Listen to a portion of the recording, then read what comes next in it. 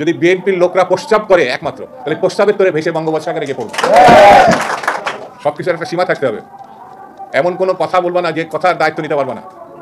BNP সম্বন্ধে যে অভিযোগ করছো, সেই অভিযোগের জবাব যদি বিএনপি শুধু থুতু ফেলে, সেই থুতুর মধ্যে তোমার খুঁজে পাওয়া যাবে না। সুপ্রিয় দেশবাসী, আসসালামু আলাইকুম রহমতুল্লাহ। যদি বিএনপি এবং দুদু সাহেব যদি প্রস্তাব করে, তাহলে হাসনাত আব্দুল্লাহ এবং তার এনসিপি সাগরে ডুবে যাবে, প্রসাদের সাগরে ডুবে যাবে। এবং তারা যদি বিএনপিরা যদি থুতু নিক্ষেপ করে, তাহলে সেই থুতুতে এনসিপি ডুবে যাবে।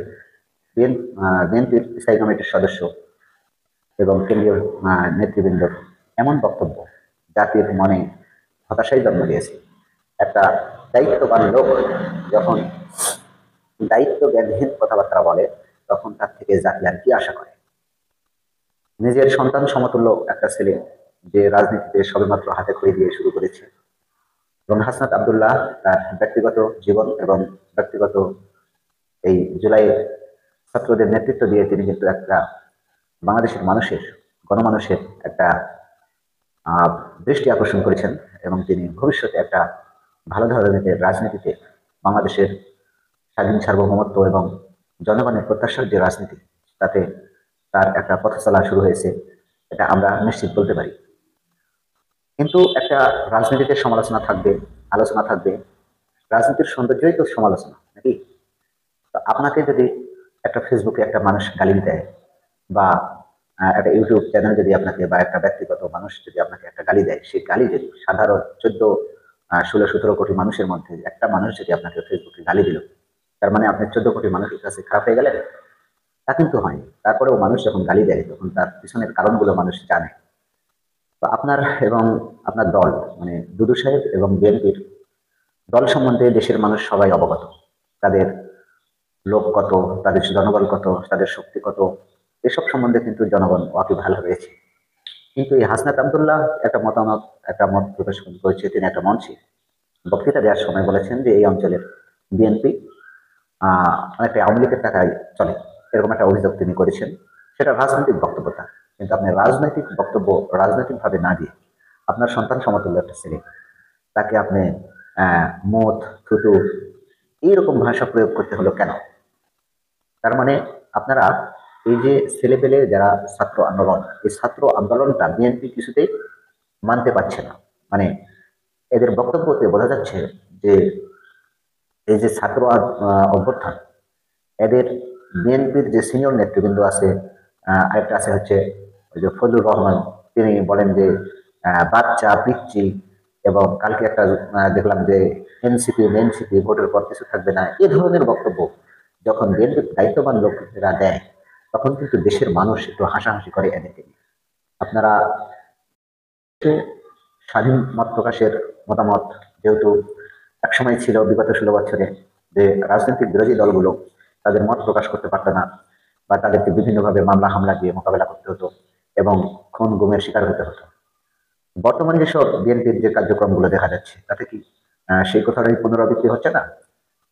এরশাদ সাহেবকে হাইকোর্টের রায় দিল, হাইকোর্টের রায় অনুসারে এরশাদের ইশরাক সাহেবের লোক যে ঢাকার সিটি কর্পোরেশন ঘেরাও করে রেখেছে, তাহলে এটা কি মানে কোর্টে যেহেতু একজন ছেলে, একটা আইনজীবী তাদেরকে একটা রিট জারি করেছে, রিটের একটা শুনানি আছে, আইনি প্রক্রিয়া আছে, তারপরেও এই বিতর্কিত নির্বাচনকে যখন আমরা বিগত 3 সালের নির্বাচন যখন আমরা বয়কট করবো, তখন এই নির্বাচন যদি আমরা বৈধতা দিই, তাহলে একে যদি রায় দিয়ে দেয় যে ঠিক আছে আপনি মেয়র হয়ে যান, তাহলে কিন্তু এই নির্বাচনটাকে আমাদেরকে মেনে নিতে হচ্ছে।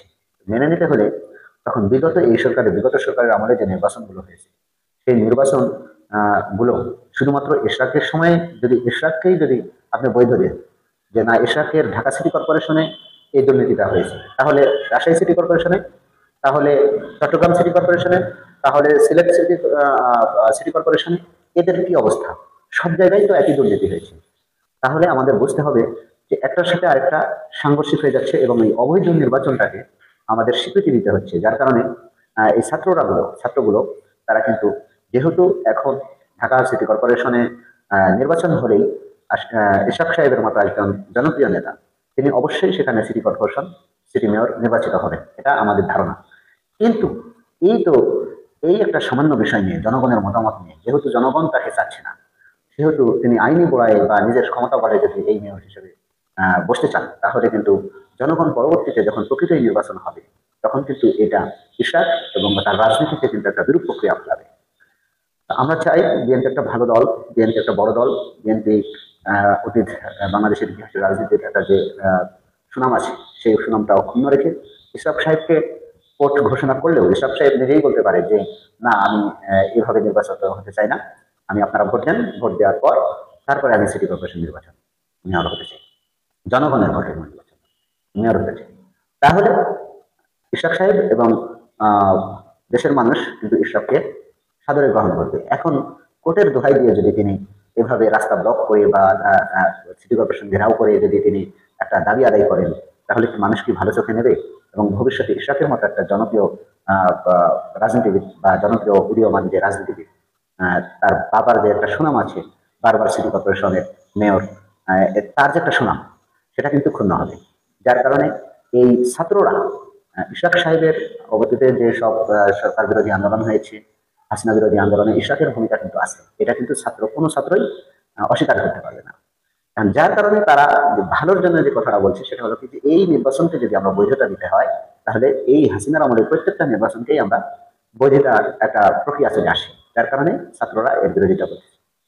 তো শামসুজ্জামান দুদু তিনি যে বললেন যে এনসিপির যে মোটার কাণ্ড, সুদূর কাণ্ড, এসব কাণ্ড এরকম দায়িত্ব জ্ঞানহীন মানুষের, যে দায়িত্ববান লোকের কাছ থেকে এরকম দেশের মানুষ কখনোই আশা করে না। তাদেরকে, যেহেতু তারা জাতীয় নেতা, তাদের কথা বলার ক্ষেত্রে আরো সংযত হতে হবে এবং প্রতিপক্ষ রাজনীতিবিদের যে যে রাজনৈতিক প্রতিক্রিয়া, সেটা সহ্য করার ক্ষমতা যদি থাকতে পারে, তাহলে রাজনীতি আপনারা করেন, নয়তো রাজনীতি ছেড়ে আপনারা বাইরে গিয়ে মতামত করেন। রাজনীতিতে মতামত করার কোনো সুযোগ নেই। ধন্যবাদ সবাইকে। আসসালামু আলাইকুম রহমতুল্লাহ।